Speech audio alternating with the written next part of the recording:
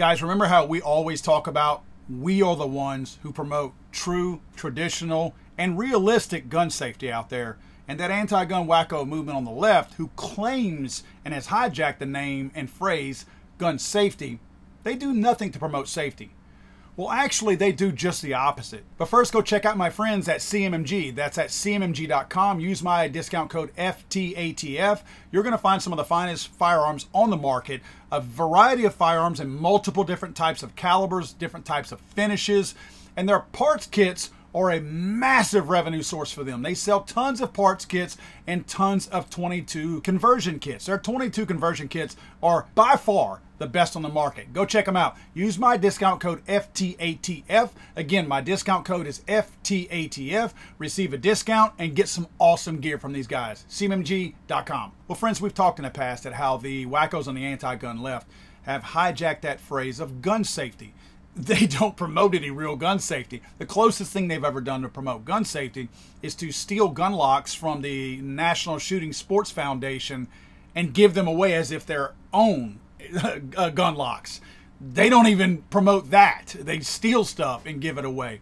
They don't have any real programs that do anything to promote actual safety. Well, thanks to my friends over at Bearing Arms, I found this database that Everytown Movement, this is one of the anti-gun wacko groups, has done to not only not promote gun safety, but to promote kind of a really dangerous thing. In fact, kind of encouraging some pretty bad felonious crimes and dangerous crimes. They've put together this database of FFLs, that's Federal Firearms Licensed Dealers. Now, this database, you can go in there and choose it by state. You can choose it by specific zip code in that particular state if you want to. And you can determine between residential and commercial. As you know, you can have a residential FFL and sell guns out of your home. Perfectly legal. Or you can pick it by urbanicity. This is going to be the population. In other words, something extremely rural or a really condensed city where everything is really close. And of course, license type. You can choose from that also. It defaults to California. So as you can see, look at all the FFLs. This is a combination of everywhere in California, including residential, commercial, all different types of locations, whether it be highly populous or less populous, and of course, all the license types. These are all the FFLs who are domiciled inside the state of California. Now, this anti-gun group, Everytown, is listing this database and putting it out there as if it's a bad thing. In fact, they even talk about how close so many of these businesses are and FFLs to schools, which I would have to say that you're kind of making our point that these people are not a problem, because if there's this many of them this close to schools and places that you think are vulnerable and it's a problem, wouldn't we have a high rate of these schools being shot by guns from these FFLs? We're not. It's an absolute fact. That ain't happening. So you're proving the point by saying that they're this close to this many schools that it's not an issue, because clearly we would have much higher numbers if this were a true problem. But they're trying to act like this is a bad thing. Remember, they're talking about federal firearms licensed dealers, meaning the federal government has licensed them to work in this field. They have gone through extensive background checks. Both every employee, if there's anybody's name tied to this FFL in any kind of way, those people are scrutinized very heavily. So what is happening here is all of these people are approved as being people that can do business in all of these areas completely legally under the watchful eye of the federal government. And this Everytown group is somehow or another trying to paint this as a bad thing. So all these background checks that the Everytown people always cheer about and say that we need, all these people have had them. And again, extensively, not even as mild as a 4473, which is a normal background check for you and I when we go purchase a firearm. These people have had their backgrounds heavily dug into in order to be in the retail business of selling and trading in firearms. But I find the most dangerous thing is whenever they list these residentials, they list in their reason for putting out this database all these crimes that are taking place.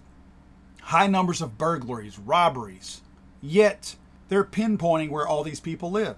I get that if it's a commercial business, that's probably not as big a deal. In other words, most of your criminals who might be wanting to target a commercial place likely already know where they are. I wonder why it's important to an anti-gun group to dox, which is essentially what they're doing.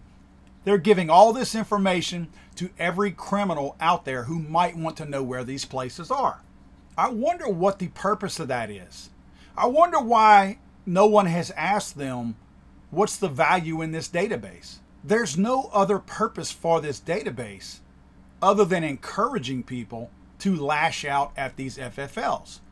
I know that they're not encouraging you to go buy firearms from these people. That would be my use. If this were my database that I put together as a gun rights activist, this would be my way of saying, hey, go buy stuff from these guys. You know, find the mom and pops in here, keep them in business, go out there and buy from them. That's why I would post something like this. But we know that's not why they're posting it. They don't want to encourage the additional sale of firearms. So what's their real reason of doing this? Are they trying to incite violence? Are they purposely trying to single out these people in these neighborhoods who are residential FFLs so that criminals will seek them out?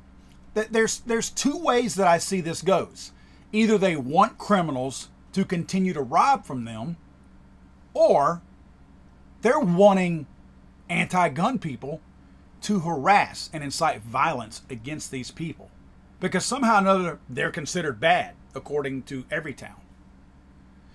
Folks, these are not bad people that are selling these firearms. These are the people who are committed to enforcing the Second Amendment. And you might, just like every other cops, business, everyone, there's always a couple of bad apples. Folks, there are very few FFL bad apples. The implication that somehow there are so many bad FFLs out there that are trafficking firearms, that's a lie. That's an outright lie.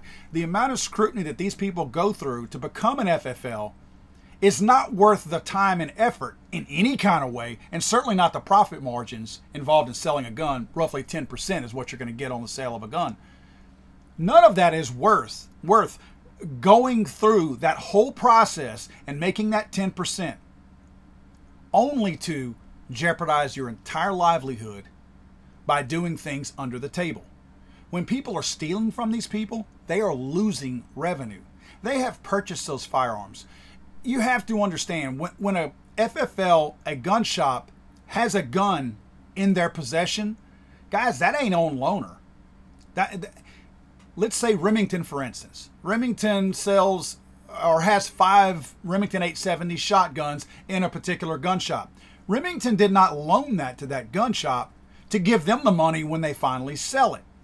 They purchase those guns from either a dealer or Remington and put them in their shop. They are already in the negative. They're in the red. They need to sell those guns to repay themselves for the money that they spent to purchase those firearms. So when something is lost or stolen, it is not a good thing. They have lost revenue on that. If a shotgun is a $400 shotgun, they've lost $400. If they want to sell it for $440, they're 10% on top of that, then they've lost their $400 and the potential $40 that they would have made as profit on that shotgun.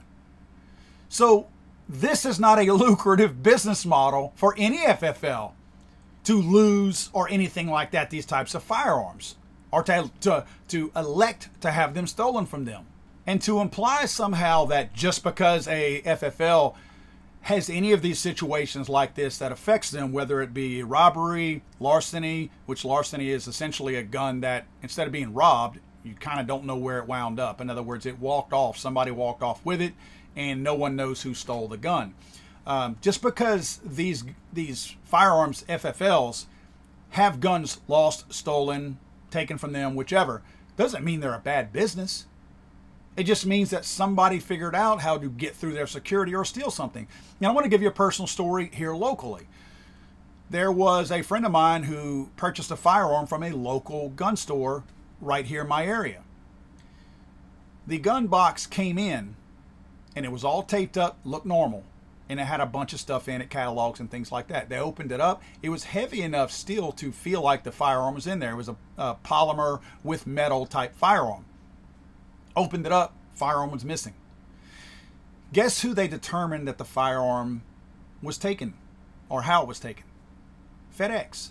The people delivering the firearm from them, I guess, realized on the outside of the box that it was a firearm, and I think the firearm didn't come in, or the place was closed or something, so the box stayed in FedEx's possession for a little while. The FedEx driver cut the box open, stole the gun, and taped it back up, and gave it to the gun shop as if everything was okay, knowing full well they were going to discover that the gun was missing. But I guess they didn't think they would trace it back to FedEx. FedEx actually stole the gun. That doesn't mean that this gun shop is a bad gun shop. If they show up on this list, so what? That's not their fault. The gun was stolen from them prior to it even becoming potentially in their possession. So for us to sit here and let somebody like Everytown assemble a database like this and make some kind of a case that every dot on here is a bad person is disingenuous. And in fact, I'll repeat this. It's very dangerous to have them doxing all of these people out there. And I want to repeat this one more time. What is your goal, Everytown? Is your goal to have people rob these people? Or is your goal to have some of your anti-gun wackos harass these people? Because there's no other benefit of posting a database like this. God save the Queen, man. I'm sorry, I thought this was America.